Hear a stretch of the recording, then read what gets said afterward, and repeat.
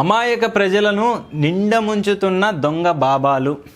అమాయక ప్రజలను టార్గెట్ చేస్తున్న బాబాలు మండలం కేంద్రంలో ఇంత జరుగుతున్నా పట్టించుకొని వైనం. మొహరం పండుగ వేళలో ఈ దారుణం. వివరాల్లోకి వెళ్తే జూన్ 24 మొహరం సందర్భంగా నేనే దేవుణ్ణి అంటూ అమాయక ప్రజలను కొరడాతో దారుణంగా కొడుతున్నారు. ఈ ఘటన మండల కేంద్రంలో ఓ మసీదు దగ్గర చోటు చేసుకుంది. నారాయణపేట జిల్లా మద్దూరు మున్సిపాలిటీ కేంద్రంలో ఉన్న ఓ మసీదు దగ్గర దారుణం జరిగింది. నేనే దేవుణ్ణి అంటూ అమాయక ప్రజలను బాబాలు మోసం చేస్తూ వారిని చిత్ర హింసలు పెడుతున్నారని స్థానిక ప్రజలు మండిపడ్డారు. మంత్రాల పేరుతో అమాయక ప్రజల దగ్గర వేలకు వేలు డబ్బులు వసూలు చేస్తూ తమ జేబులను నింపుకుంటున్నారు. మండల కేంద్రంలో ఈ బాబాల వ్యవహారం కొనసాగుతున్న పోలీసులు మాత్రం చూసి చూడనట్లు వ్యవహరిస్తున్నారని స్థానికులు మండిపడుతున్నారు. మున్సిపాలిటీ పట్టణ కేంద్రంలో కూరగాయల మార్కెట్లో ఉన్న మసీదు దగ్గర విచిత్ర సంఘటన చోటు చేసుకుంది. ఓ బాబా ఊగుతూ నేనే దేవుణ్ణి అంటూ అమాయక ప్రజలను టార్గెట్ చేస్తూ దారుణంగా కొరడాతో కొడుతూ చిత్రహింసలు పెడుతున్నారని స్థానికులు తెలిపారు. అమాయక ప్రజలను దొంగబాబా కొరడాతో కొడుతుంటే నొప్పి భరించలేక పక్కకు వెళ్దామని ప్రయత్నించిన ఆ దొంగబాబా దగ్గర పనిచేసే వ్యక్తులు మళ్ళీ అమాయక ప్రజలను నెట్టుతూ దారుణంగా కొడుతున్నారని స్థానికులు ఆగ్రహిస్తున్నారు. మంత్రాల తంత్రాల పేరుతో దొంగబాబాలు మహిళలను అసభ్యకరంగా తాకరాని చోట తాకుతూ మహిళలను కొరడాతో దారుణంగా కొడుతూ చిత్రహింసలు పెడుతున్నారని, ఆ దొంగబాబా కొడుతున్న బాధలకు తట్టుకోలేక అమాయక ప్రజలు ఒక్కసారిగా కింద పడిపోతున్నారని స్థానిక ప్రజలు తెలిపారు. మొహరం సందర్భంగా అమాయక ప్రజలను వరుసగా పడుకోబెట్టి వాళ్ళపై దొంగబాబా నడుచుకుంటూ వెళ్తూ వాళ్ళని చిత్రహింసలు పెడుతున్నాడని పలువురు మండిపడుతున్నారు. సీఎం సొంత నియోజకవర్గంలో ఇలాంటి సంఘటనలు జరుగుతుంటే అటు మండల అధికారులు పోలీసులు ఎందుకు స్పందించడం లేదంటూ మండల ప్రజలు ఆగ్రహిస్తున్నారు. ఈ దొంగబాబా తన వద్దకు రావద్దని అటు మండల అధికారులకు బడా నాయకులకు నెల నెల మామూలు అందిస్తున్నాడని ఆరోపణలు వినిపిస్తున్నాయి. ఈ దృశ్యాన్ని అక్కడున్న కొంతమంది ప్రజలు తమ ఫోన్లో బంధించి మీడియాకు సమాచారం అందించారు. దేవుని పేరుతో అమాయక ప్రజలను మోసం చేస్తున్న ఇలాంటి దొంగబాబాలపై చట్టపరమైన చర్యలు తీసుకోవాలని స్థానిక ప్రజలు డిమాండ్ చేస్తున్నారు. లేని పక్షంలో హిందూ సంఘాలతో కలిసి మున్సిపాలిటీ కేంద్రంలో పెద్ద ఎత్తున ఉద్యమం చేపడతామని స్థానిక ప్రజలు హెచ్చరిస్తున్నారు. ఈ దొంగబాబాల పంచాయతీ ఒకటి మన దేశంలో. ఫస్ట్ ఆఫ్ ఆల్ మన హిందువులకు బుద్ధి లేదులే, ఎక్కడికి పోవాలా, ఏం చేయాలా. ఇప్పుడు మొహరం అనేది మనకు సంబంధించిన పండగ కాదు. ఎందుకు మనం అక్కడికి పోయి దొంగబాబాలతో కొర్రాలతో దెబ్బలు తినడం, చిత్రహింసలు పడ్డం. దానికి తోడు ఈ గవర్నమెంట్ ఏదైతే ఉందో ఆ గవర్నమెంట్ అధికారులు ఎవరైతే ఉన్నారో అక్కడ అంత హింస జరుగుతుంటే చూస్తూ కళ్ళప్పగిచ్చి చూస్తూ ఉండకుంటే ఆపచ్చు కదా. కొరడాలతో కొడుతుంటే నొప్పులు తట్టుకోలేక బయటికి పరిగెడుతుంటే వాళ్ళను ఈ దొంగబాబా అనుచరులు వాళ్ళని లోపలికి దోసి మళ్ళీ కొట్టిస్తున్నారంట. అదేం పైశాచిక ఆనందం రా నాయనా. జనాలను కొట్టి హింసించి వాళ్ళు బాధపడుతుంటే వాళ్ళు ఏడుస్తుంటే వాళ్ళని చూసి నవ్వుడు, ఇదేం దరిద్రమైన ఆలోచన అర్థం కాలే. ఫస్ట్ ఆఫ్ ఆల్ మనోళ్ళు ఆ దర్గాల కాడికి పోవడమే దరిద్రము. హిందువులకు దేవుళ్ళు లేరా? నాకు తెలియక అడుగుతా. ఏంది అసలు మొహరం పండగ అంటే ఏంది? మనకు సంబంధం లేని పండగ కదా అది. ముస్లిమ్సే చేసుకోరా నాయన, మనం ఎందుకు చేసుకోవడం? మనకు అనవసరమైన పండగ కదా అది. ముస్లింల పండగ, ముస్లిమ్సే మాకు అనవసరమైన పండగ అది అంటారు. మనం ఎందుకు చేసుకోవడం?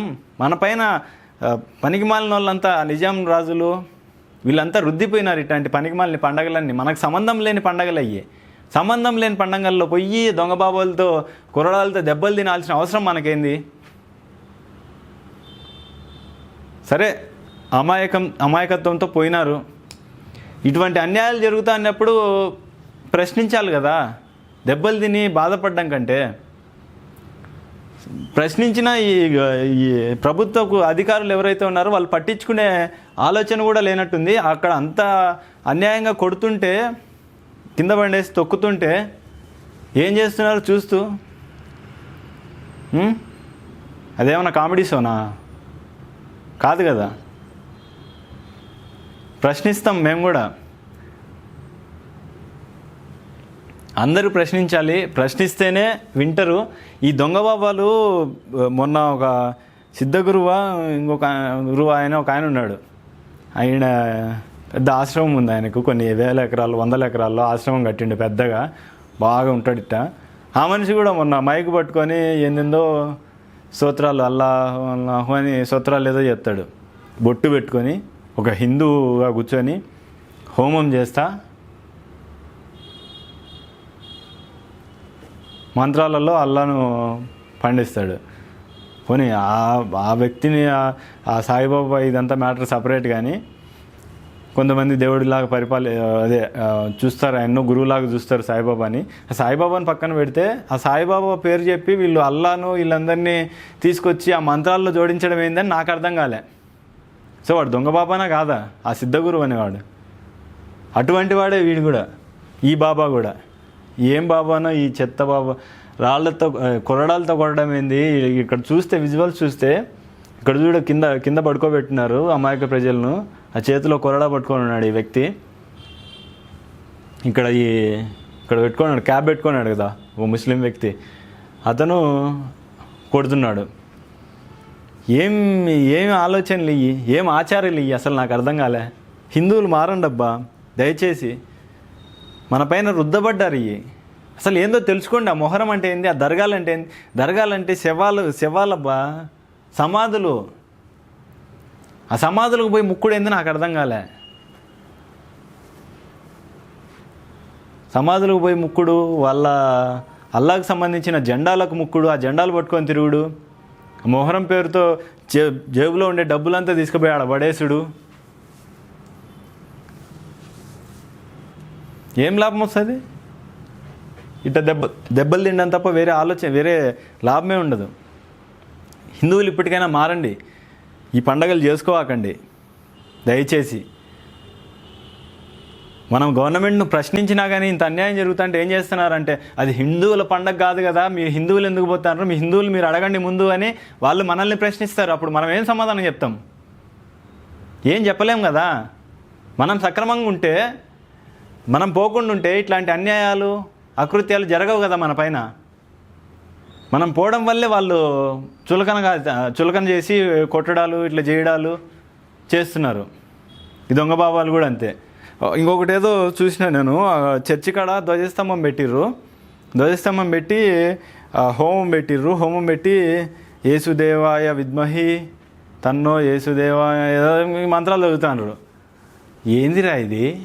నాకు అర్థం కాలే.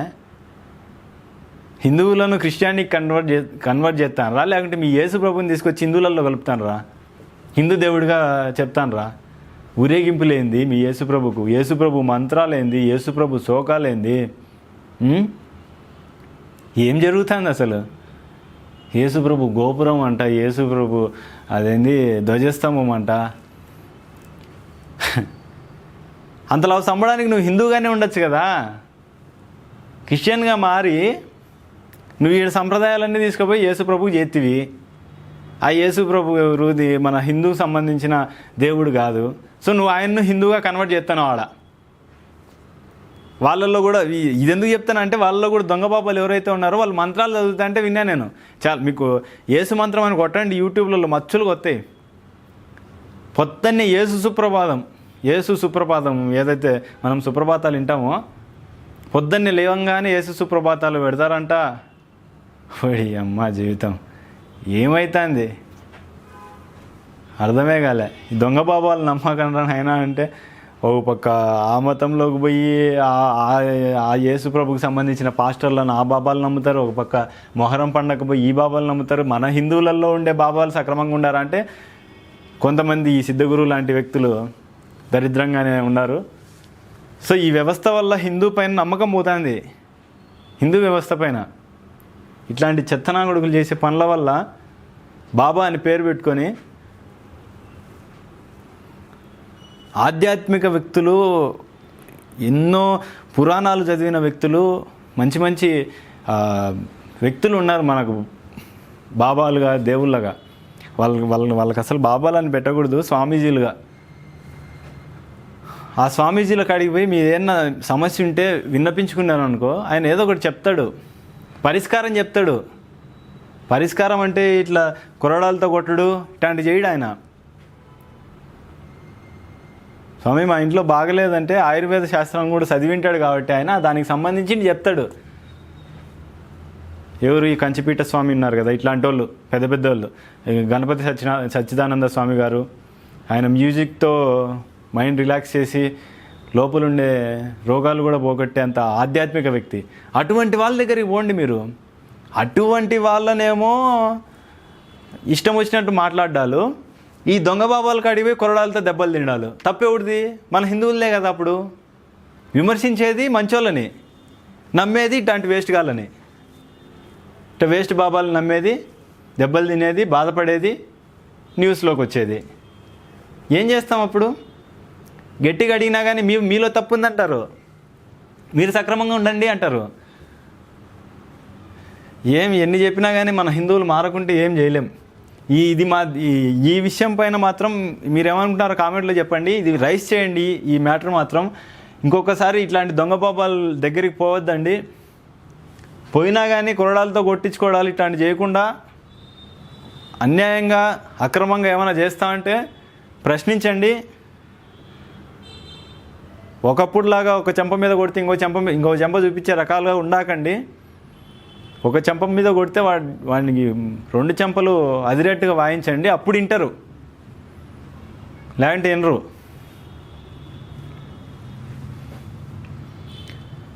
సో ఈ న్యూస్ పైన మీరేమంటున్నారో కామెంట్ రూపంలో తెలియజేయండి.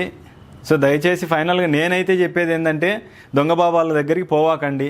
ఈ మొహరం పండుగ మనకు సంబంధించింది కావకు పోవాకండి.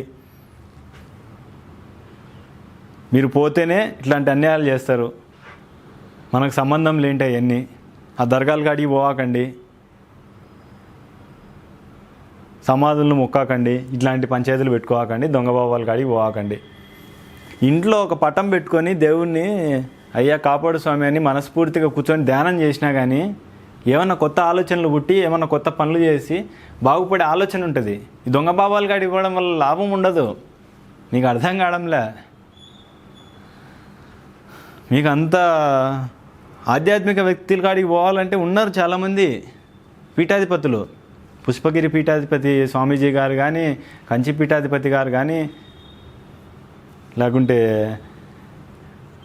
గణపతి సచ్చిదానంద స్వామి వారు కానీ ఉన్నారు కదా వీళ్ళంతా. ఇలాంటి మన చిన్నజీయర్ స్వామి గారు కానీ, ఆధ్యాత్మికంగా మంచి చెప్పేవాళ్ళు, మంచి చేసేవాళ్ళు చాలామంది ఉన్నారు మన వాళ్ళల్లో. అటువంటి వాళ్ళని వదిలేసి ఇట్లాంటి వాళ్ళని పట్టుకొని, ఇట్లాంటి ఉత్సాగాలను పట్టుకొని ఇబ్బంది పడ్డాలి ఎందుకు మన వాళ్ళు అనేది నా ఉద్దేశం. మీ ఉద్దేశం ఏముందో కామెంట్ రూపంలో తెలియజేయండి. దీన్ని అయితే రైస్ చేయండి. ఇంకోసారి ఈ బాబా ఎవడైతే ఉన్నాడో ఈ బాబా కనిపిస్తే వానికి తగిన శాస్తి చెప్పాలా గవర్నమెంట్ అన్నా, దీనిపైన న్యాయం జరపాలా. గవర్నమెంట్ చేయలేకపోతే హిందూ సంఘాలు ఖచ్చితంగా న్యాయం చేయడానికి ముందుంటాయి. సో మీ ఉద్దేశం ఏందో కామెంట్ రూపంలో తెలియజేయండి.